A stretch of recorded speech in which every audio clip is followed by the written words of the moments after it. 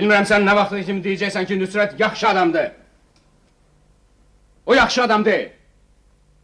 Çox pis adamdır, pis.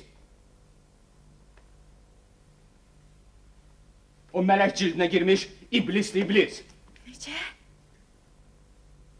Mıs deyincə, bir dəfəli Mustafa dedə.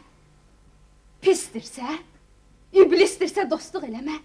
Oturma, durma, səni kim məcbur edir ki? Bacarırsansa gələndə qov. Lap elə qovaram da. Nəyim onunla nəsiydi, ha? Görüm sumu verir, yoxsa çörəyimi verir mənim.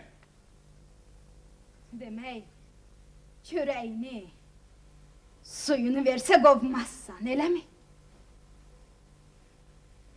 Bir də, məni bu maraqlandırır ki, sən onu nə adla qova bilərsən?